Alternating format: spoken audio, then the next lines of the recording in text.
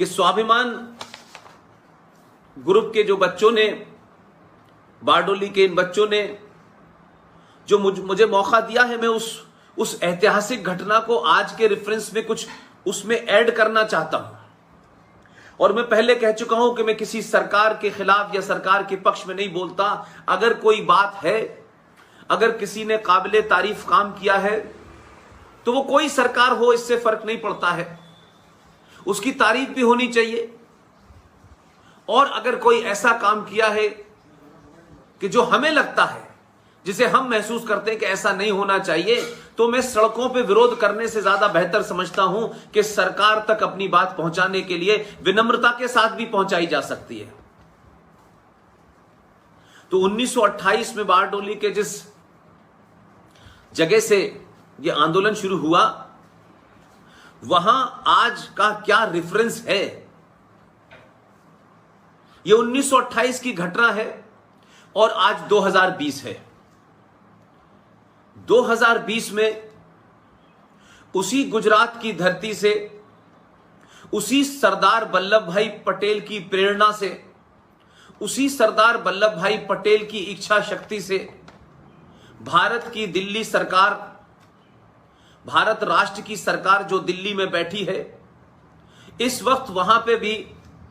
गुजरात से आए हुए दो लोगों की ताकत ने एक बार फिर यह साबित किया कि अगर आपके आदर्श, अगर आपके इंस्पायरेशनल लीडर वो होंगे, तो जरूर आप भी कोई बड़ा काम कर सकते हैं। अगर आपके आदर्श कमजोर होंगे, चापलूस होंगे, सत्ता के दलाल होंगे, तो आपके अंदर वो भावना नहीं पैदा हो सकती है।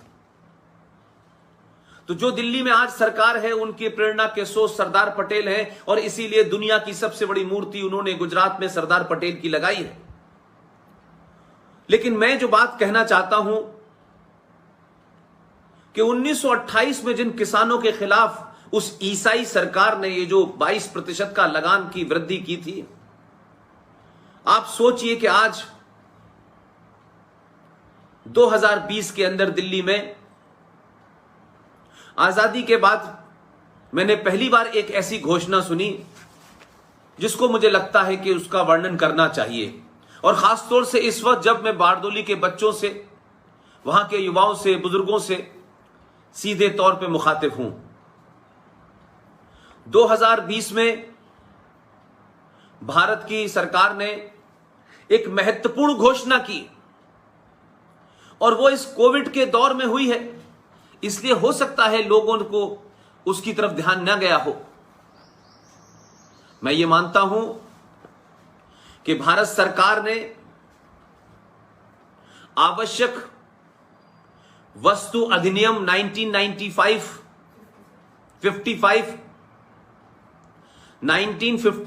यानी 1955 के उस अधिनियम में, उस कानून में एक अध्यादेश के जरिए एक बड़ा अमेंडमेंट किया, एक बदलाव किया। हमारे यहां ऐसी बातों पर चर्चा करने से लोग शर्माते हैं, और ऐसी चर्चा करने से लोग इसलिए भी डरते हैं कि लोगों ये ना आरोप लगा दें कि साहब ये तो सरकार के लोग हैं। मेरा किरदार, मेरी भाषा, मेरे भाषण के कंटेंट से पिछले 3 साल में यह लग गया होगा कि मेरे पूरे बातचीत के उसमें सरकार कभी मोहरा नहीं रही। मेरी बातचीत में राष्ट्र महत्वपूर्ण रहता है, इसलिए सरकार क्या करती है नहीं करती है मैं उसके नुक्ताचीनी नहीं करता। लेकिन कोई ऐतिहासिक काम, चाहे वो 370 का मामला हो, 35A का मामला हो, मैं हमेशा उन मुद्दों पे ज्यादा महत्व देता हूं जो हजारों साल तक चलने वाले हैं। ये रोजमर्रा के जो एडमिनिस्ट्रेटिव फैसले होते हैं, इस पे मैं नुक्ताचीनी नहीं करता। लिहाजा बहुत लोग मुझ पर यह आरोप लगाते हैं कि इस मामले पे नहीं बोला, उस मामले पे नहीं बोला। मैं कोई सरकारी आदमी नहीं हूं, ना मैं राजनीतिक व्यक्ति हूं। मैं 3 साल से लगातार कह रहा हूं कि मेरे मूल में, मेरे पूरे अगर आप उसको ढूंढेंगे तो राष्ट्र है। लेकिन यहां इस आवश्यक वस्तु अधिनियम 1955 में एक अध्यादेश के ला करके इस वक्त की सरकार ने एक महत्वपूर्ण उसमें बदलाव किया है। और इस बदलाव की चर्चा मैं इसलिए करना चाहता हूं कि जब मैं 1928 के किसान आंदोलन की बात करता हूं, उस ईसाई सरकार की बात करता हूं जिसने भारतीय किसानों के ऊपर एक बड़े जबरदस्त तरीके से, उस आज की डेट में हम उसे टैक्स कह सकते हैं, उस वक्त लगान कह सकते हैं, वो बढ़ाया। लेकिन अभी चंद रोज पहले आवश्यक वस्तु अधिनियम 1955 में एक बड़ा बदलाव किया, एक अमेंडमेंट किया और एक अध्यादेश जारी किया। और यह अध्यादेश क्या है? यह अध्यादेश है कि अब अनाज, प्याज, दालें, यानी वो तमाम खेती की चीजें, खासतौर से गेहूं जो किसान पैदा करता है, उसे इस ऐसे कानून जिसके तहत पिछले 70 सालों से हमारा किसान आत्मनिर्भर नहीं बन पा रहा था। हमारी हर सरकार आती है, हर पॉलिटिकल पार्टी किसानों की बात करती है कि यह देश किसानों का देश है, गरीब का देश है। लेकिन पिछले 70 सालों में जो भी नीतियां बनी उसमें किसानों को कभी भी उस मूल में नहीं रखा गया, उस अर्थव्यवस्था में नहीं रखा गया। कोई भी आदमी 10 रुपए की चीज बनाए और उसे 50 रुपए की चीज बेचे, यह सरकार नहीं पूछती थी। लेकिन किसान अपनी उपज का दाम कैसे तय करें, यह सरकार तय करती थी। और फिर लोग कहते थे कि किसान गरीब है। इस सरकार ने 1955 के आवश्यक वस्तु अधिनियम के अंदर बदलाव किया और उस आदेश के तहत अब उसको यह कहा गया है कि भारत का किसान अनाज और दालें जैसी चीजों के दाम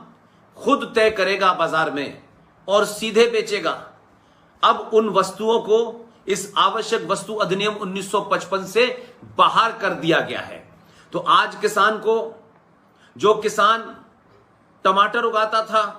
प्याज उगाता था और उसकी लागत के बाद उसकी कीमत बैठती थी 25 रुपए,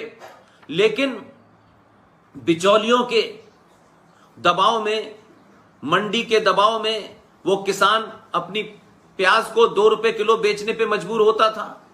तो इस तरीके से हमने देखा देश भर में हजारों किसानों ने, जिस पे 25 रुपए लागत लगी हो, वो किसान 2 रुपए किलो प्याज बेचेगा, फिर मंडी में लेके जाएगा तो उसको तो अपनी जेब से भी खर्च करना पड़ता था। लेकिन इस सरकार ने किसानों को आजाद कर दिया है और वो अब अपनी उपज का मूल्य तय करेंगे, इसलिए इसे आवश्यक वस्तु अधिनियम से बाहर कर दिया गया है। यहां मैं ये बात सिर्फ इसी रेफरेंस में कहना चाहता था कि 1928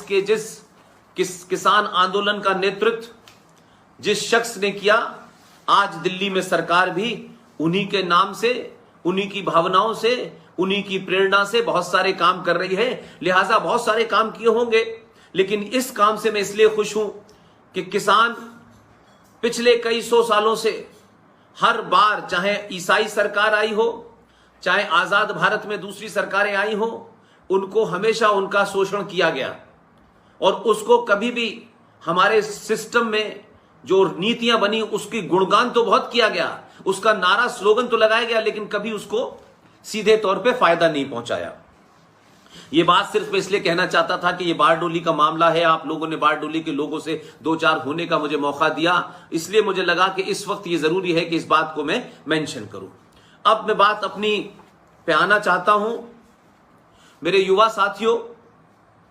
स्वाभिमान समूह के दोस्तों, आपके माध्यम से जो बात पहुंचनी चाहिए, जो काम आज आपको लेना चाहिए,